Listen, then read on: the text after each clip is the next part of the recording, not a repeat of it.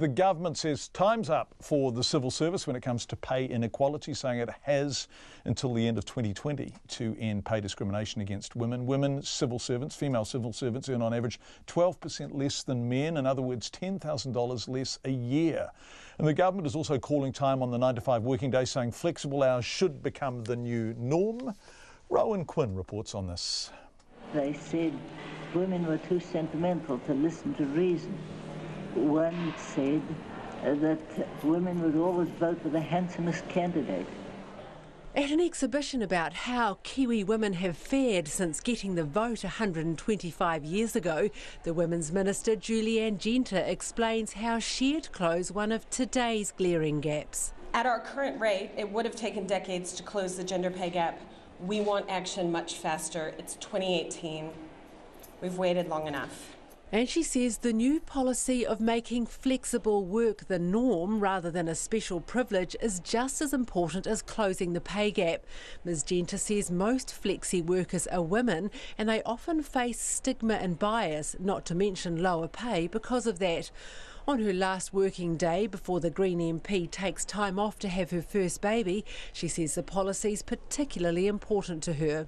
To make sure there are no barriers to women returning to work, to make sure that parents of all genders are able to balance family life with their career and ensure that they still have that career progression. Today's policy's heavy on targets, light on details. Neither Ms Genter nor the State Services Minister Chris Hipkins know how much getting women up to the mark will cost, but they say they expect most departments to do it from their current budgets.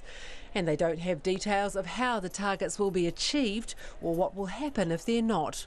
Ultimately, that is a matter that ministers have to then take an active interest in. I mean, we are the ones that sign off their budgets, we sign off their statements of intent, we sign off all of the accountability documents they have, and if they're not meeting the goals that the government set, then that becomes a matter that ministers, I think, will be looking to hold their departments and agencies to account for. National's Amy Adams says the policy's underwhelming and a massive backdown on what the government had promised. She says it only addresses where people in the same jobs are paid differently, rather than ending differences across roles. They can't tell us what it will cost, they can't tell us how they're going to do it, and they can't tell us how they're going to pay for it.